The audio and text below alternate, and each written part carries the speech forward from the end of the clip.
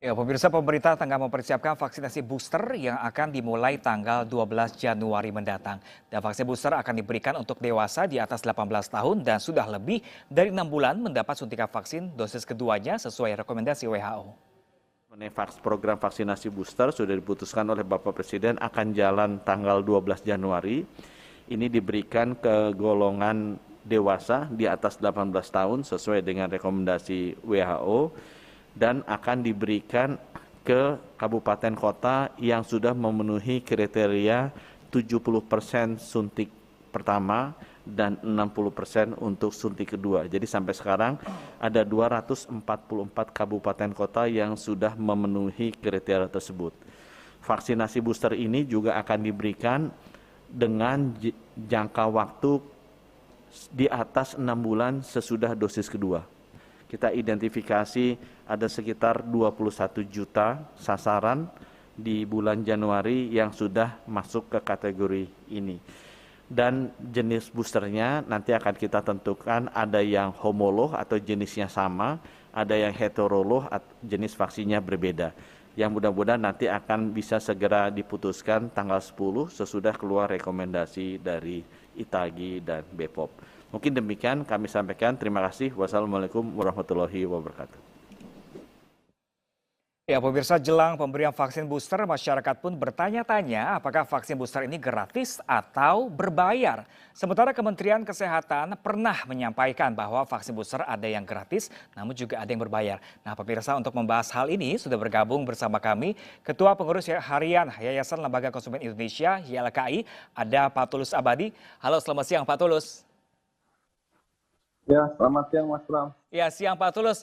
Pak Tulus, kalau menurut Pak Tulus selaku mewakili Yayasan Lembaga Konsumen Indonesia, ini vaksin booster berbayar, setuju atau tidak? Ya, kalau perspektif masyarakat tentu siapapun kalau ditanya begitu akan kita digratiskan dong, karena kan eh, apalagi vaksin berbayar ini kan harganya cukup lumayan ya, sekitar 300.000. Jadi kalau ditanya mau gratis atau tidak, ya kalau bisa atau negara punya uang untuk menggratiskan ya digratiskan saja gitu. Demi perlindungan kepada masyarakat dan juga demi mempercepat selesainya pandemi ini gitu. Itu kalau pemerintah punya uang, punya dana untuk menggratiskan masyarakat terkait dengan vaksin booster ini, Mas Bram. Nah, ini jika kalau memang sangat terpaksa vaksin booster ini harus berbayar. Sebenarnya kalau menurut YLKI sendiri, kalangan mana aja sih Pak yang harus membayar dan kalangan mana yang tidak perlu membayar?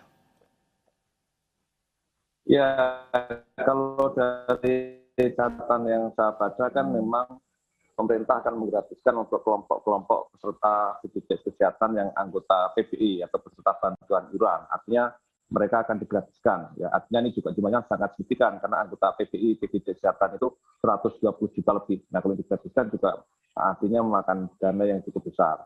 Nah, kalaupun harus membayar, tadi pemerintah harus punya mapping untuk kelompok-kelompok yang memang kemampuan bayarnya cukup baik atau ability to pay-nya cukup baik sehingga tidak mengganggu katakanlah daya beli bagi masyarakat. Karena ingat, karena kalau kita vaksin booster ini bukan hanya satu atau dua keluarga, tetapi kan bisa seluruh anggota keluarga, kan ada 3 atau 4 atau 5 atau bahkan lebih. Artinya dalam satu keluarga minimal bisa 1 sampai 1,5 juta rupiah untuk booster berbayar ini. Kalau harganya misalnya Rp300.000 per vaksin. Demikian, Mas. Nah, kalau menurut Pak Tulus juga selaku YLKI ini untuk antisipasi, karena kan vaksin booster dikhawatirkan juga kan nanti dipegang oleh swasta, nanti dikhawatirkan ada penimbunan vaksin lah, ada permainan harga lah. Sebenarnya apa yang harus dilakukan pemerintah terkait ini?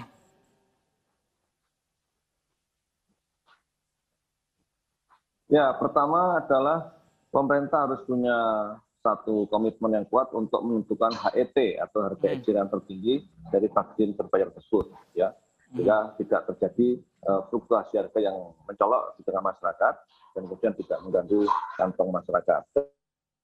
Kedua, pengawasan terhadap HET itu juga harus ketat. Jangan sampai HET ditetapkan tapi kemudian terjadi pelanggaran dan dibiarkan saja, ya, yang sangat mengkhawatirkan kalau kemudian HET hanya di atas kertas. Dan ketiga, saya kira jangan sampai ada upaya komersialisasi terhadap vaksin berbayar ini. Ya, bagaimanapun ini situasi pandemi, sehingga para operator jangan sampai mengambil untung terlalu tinggi. Ya, tetap merupakan di satu sisi tidak merugikan masyarakat dan di sisi lain juga tidak merugikan operator, sehingga ada margin profit yang wajar bagi operator atau pihak swasta yang akan melakukan vaksinasi booster ini. Jadi saya kira tadi poinnya adalah harus ada HET dan HET terus diawasi, jangan sampai terjadi pelanggaran dan jangan ada upaya komersialisasi atau bahkan eksploitasi terhadap masyarakat terkait dengan harga vaksin booster ini. Nah, ini kalau menurut Pak Tulus ini kalau misal ada vaksin booster namun ditujukan kepada perusahaan, namun perusahaan tersebut yang membayar, ini menurut Pak Tulus bagaimana dari LKI? Bagaimana Mas? Tolong diulangi. Ya, misal vaksin booster ditujukan kepada sebuah perusahaan untuk karyawannya, cuman diwakilkan dibayar oleh perusahaan tersebut. Ini menurut Pak Tulus seperti apa? Apakah sebaiknya memang SOP-nya seperti itu? Apakah masing-masing karyawan untuk membayar?